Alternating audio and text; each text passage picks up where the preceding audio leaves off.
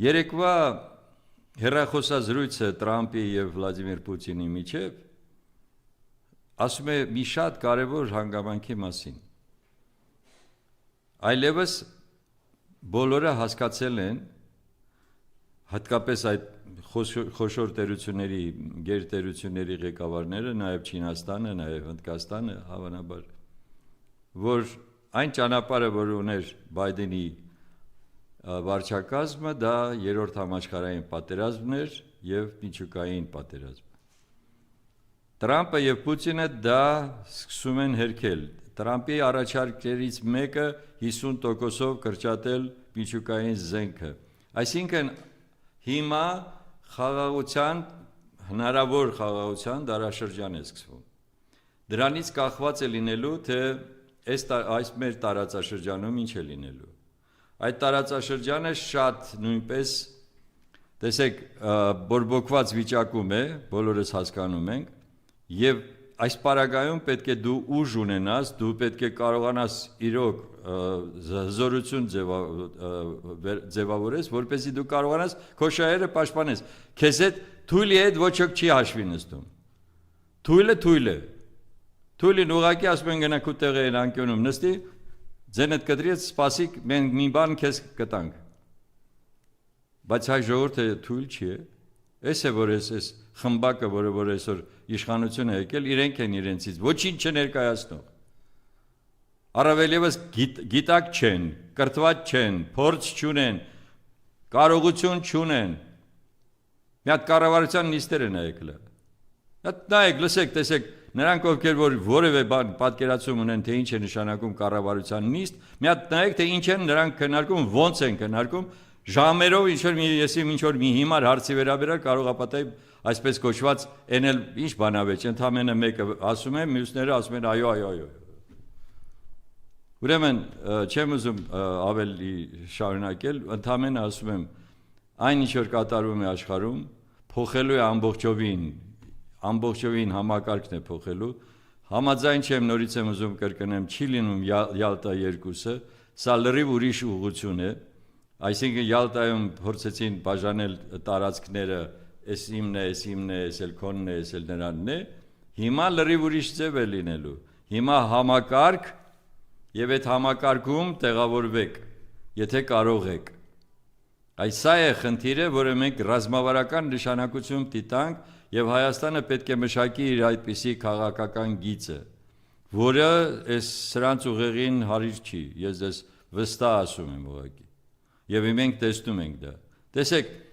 փորձ արեց, ես ուզում եմ այս օրինակը բերեմ, ուրեմն որ իբր, ուրեմն խաղաղության այդ պայմանագրի հետ համաձայնության են եկել, և հաջորդ օրը Նիկոլը մի անգամից զանգ է տալիս ուրեմն Վլադիմիր Պուտինին, ես ես վստահ ասում եմ, որ այնտեղ ինչ խոսակցություն է եղել այդ տեսակետից, ասել եմ, հիմա էլ եմ ուզում կրկնեմ, խնդրել է, աղերսել է, որպեսզի Ալիևի վրա ներազդեցություն լինի, որ նա շուտ համաձայնվի, շուտ ստորագրի, որ այդ թղթի կտորով առած գա մեր ժողովրդին ասի, տեսակ, ես հասա խաղաղության։ Քաջնազարն էլ էր փորձում տենց որոշ բաներով խապել ժողովրդին, հետո վերջը տեսանք, քաջնազարների վերջը մենք լավ գիտենք։ Հիմա երկրորդը զանգ տվեց արդեն Մակրոնին, զանգ տվեց էլի 1, 2, 3 հոգու, որի պրթե տեսեք, խառնվեք, մի հատ ասեք, ոչ մեկի դրա բանի տեղ չդրեցին, ընդամենը հերթապահ հայտարարություններ եղավ, որ ինչքան լավ է ողջունում ենք, որ դուք համաձայնության եք եկել, բայց այդ համաձայնությունը ոչ մի նշան չունի, թղթի կտոր է լինելու, որը ոչ մի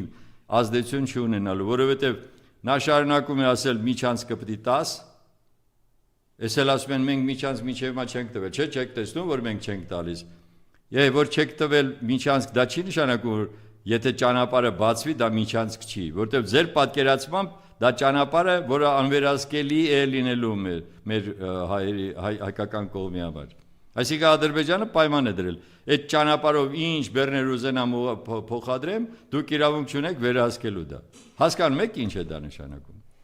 Դա նշանակում է, որ Նախճեվանի հետ կապը շարունակվելու է դեպի Թուրքիա, Թուրքիայից էլ գնալու է դեպի Ադրբեջան, դուք էլ հայտնվելու եք մի հատ ամբողջական, այսպես ասած, կալցիոյի մեջ։ Եվ վերջ։ Ես էլ եմ կրկնում, մարգարան, որ բացվել է առանց ռուսների,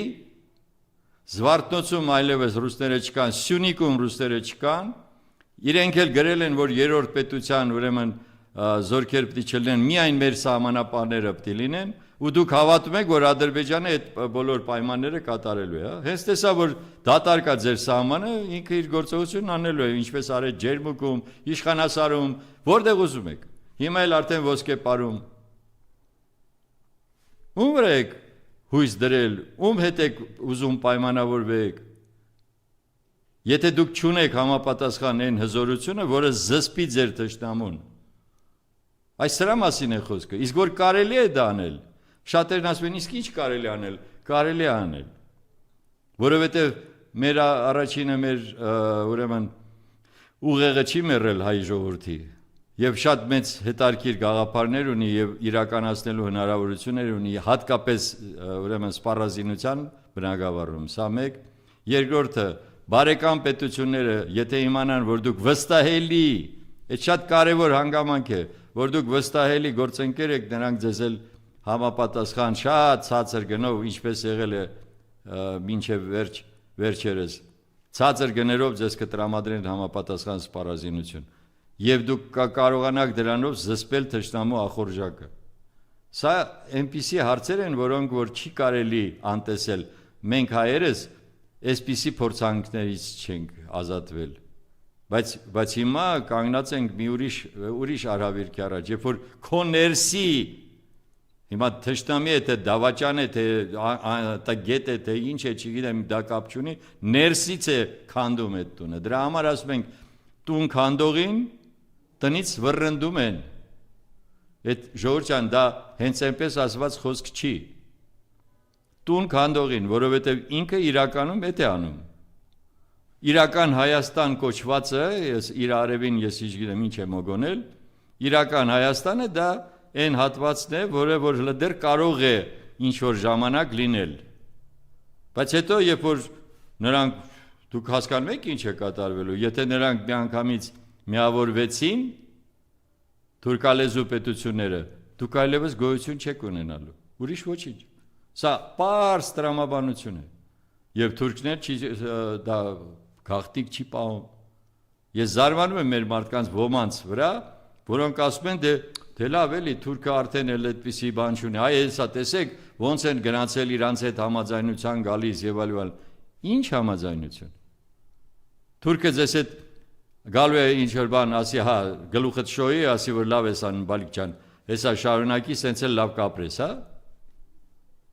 այնպես որ այս հարցի հետ կապված ես ուղղակի ուզում նորից ասեմ ինչն է դրդում մեզ շարունակել մեր ընդդիմադիր գործունեությունը եւ հիմա գալիս եմ մի խնդրի, որը որ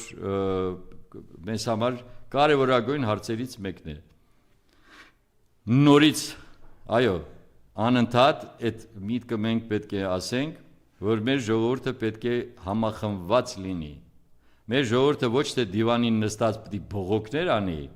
կամ էլ բիսեդկայում նստած վեճեր անի եւ այլն, այլ պետք է իսկապես անցնի ռեալ գործողության։ Մենք ամսի 21-ին ժամը 6-ին, երեկոյան ժամը 6-ին Ազատության հրապարակում հրավիրում ենք հանրահավաք։ Սա ոչ թե մեր նախաձեռնությունն է եւ դրանով միայն մենք ենք զբաղվում։ Ոչ, մենք առաջինը ասել ենք, որ մենք սրբազան պայքարի մաս ենք կազմում։ Դա նշանակում է, որ այդ հատվածը նույնպես ընդհանուր է։ Երկրորդը, մենք բոլոր քաղաքական ուժերի ներկայացուցիչներին, ովքեր իրականում ընդդիմադիր են եւ համընկնում է մեր օրակարգները, որովհետեւ այստեղ համատեղության այո, այդ անպայման պետք է լինի, որ որոշակի այսպես գաղափարների միասնություն լինի։ Այդ բոլոր քաղաքական ուժերը կարող են ունենալ իրենց ներկայացուցիչները, որոնք իրենց դիրքորոշումը ներկայացնեն այդ հանրահավաքի ժամանակ։ Մենք դրան պատրաստ ենք։ Մենք պատրաստ ենք